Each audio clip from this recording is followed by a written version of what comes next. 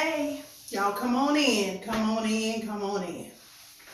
Y'all know what time it is. It's all about you time. So come on in, tag your friends. We're going to be talking about suffering in silence tonight, so it's going to get a little deep, okay? This particular, I'll be honest with you, I did not have this topic to talk about tonight. But I felt real heavy in my spirit all of a sudden. This title was the title that was given to me by the Spirit, and then there's a message. So I want to talk to the people tonight that are suffering in silence and what to do about it. So many times people don't even know we suffer because we're good at masking suffering. We're very good at it.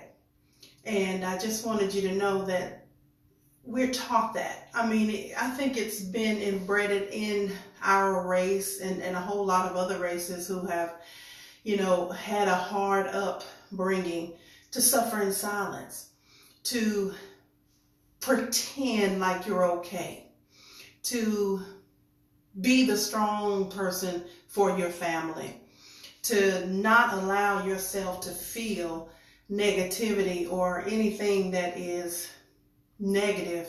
But sometimes I need you to know that suffering in silence can also kill you, because your body is wonderfully made and trained to be the sign or kind of let you know when you're suffering in silence and you need to do something about it. So tonight's topic is suffering in silence and what to do about it, because this is the holidays coming up, guys, and sometimes it's a really good time of the year for families to get together, but a lot of families have a lot of discord. There are even some families that are going to have Thanksgiving separate because there's people that can't stand to be in the same room together. There are some situations where there's been death this time of year. And you'll never know the people who suffer in silence because they're very good at smiling. And when you ask them how they're doing, everything is great. I'm wonderful, but they're not.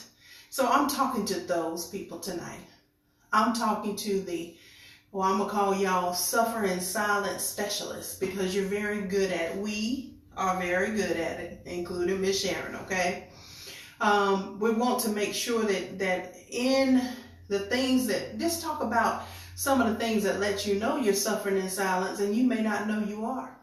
We're going to give you some tips on how not to suffer in silence, because it can actually be a life or death situation for you to hold on to things or keep secrets, or be the one who has to keep the secret and never tell anyone.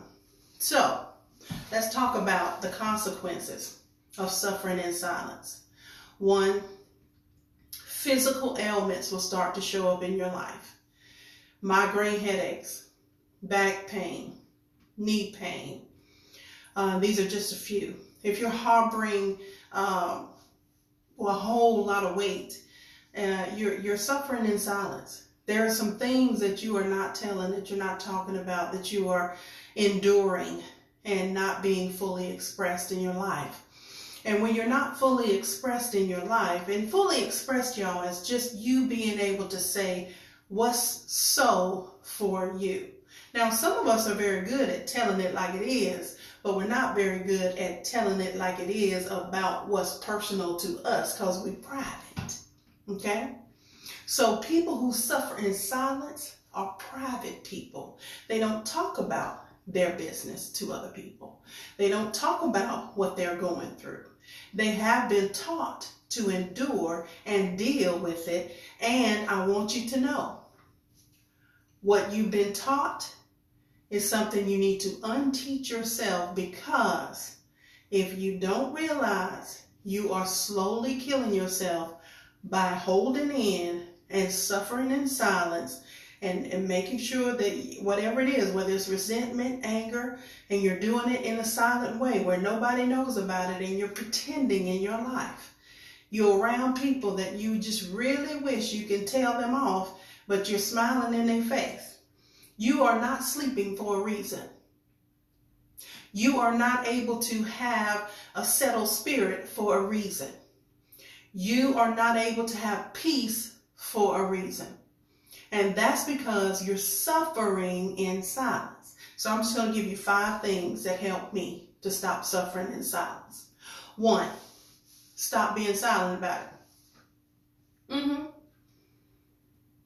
Tell someone what's going on with you. Number 2, admit to yourself that you're not okay. Admit to yourself you're not okay. Stop pretending and tell someone else you're not okay. So admit to yourself and tell someone that you're not okay. Number 3, write 3 letters about what's bothering you.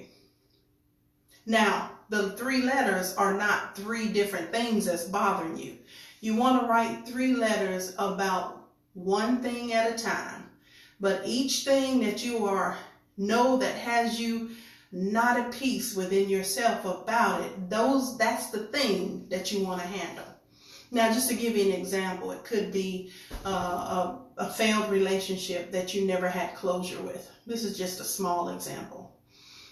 If you never got that closure and there was so much that you wanted to say that you never got a chance to say because that person just disappeared and never did give you closure, then take 3 days and write letters to that person and say what it is that you've always wanted to say.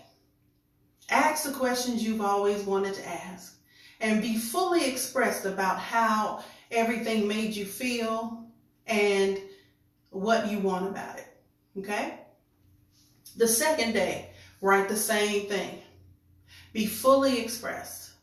Be making sure that you're saying it the way you really want to say it. Now, if you curse, that's fine. If that's how you are fully expressed, curse on paper. Just write it down. There's something that happens on that 3rd day of writing that gets you to a place of forgiveness or completion. Let's say completion, okay? And it will have you in a place where you can stand more powerfully around it, where it doesn't bother you or bring you to tears when you have, when you're in bed at night and you have the thought about it that brings you to tears. It won't have that effect anymore. So I give you this particular tip because, I paid a lot of money to get that information and I'm sharing it for free. Okay. Number 4, be willing to talk to a professional about what's going on with you.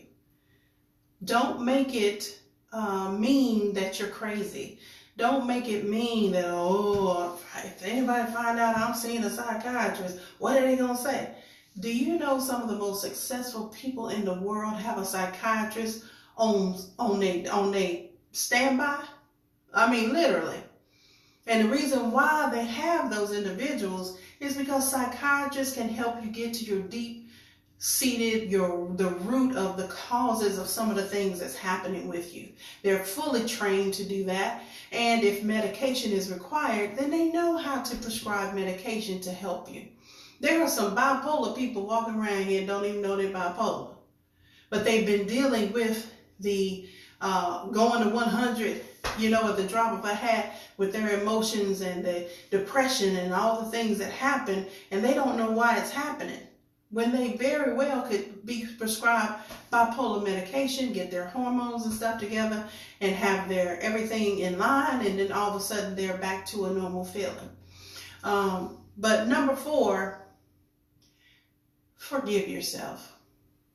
There are some people that suffer in silence because they have never forgiven themselves for things that have happened in their lives. They blame themselves for it happening, and they never have forgiven themselves. There's a lot of parents who have a lot of guilt around failed marriages and not being there as a parent for their children. And people suffer in silence about this. There are a lot of people who have been raped and molested and have never told anyone about it, have never breathed a word because they don't know what's going to happen. And so if you have situations like that, that's when a professional, a psychiatrist, is going to be your greatest asset, because it's confidential, the conversation is, and then you're talking with someone who can really help you through it. Suffering in silence is killing our people today. People are dying of high blood pressure. They are dying of sugar diabetes. They are dying of things that they really probably could get a handle on if they understand the power of not suffering in silence. Be fully expressed. And if you need to have hard conversations with people, one thing that you can do is be willing to admit that you're vulnerable about it. In other words, I want to have a conversation with you, but I know I'm scared to have it, but I know that there are some things that I need to discuss in order for our relationship to move forward and not continue to move backward. Would you allow us to have that conversation?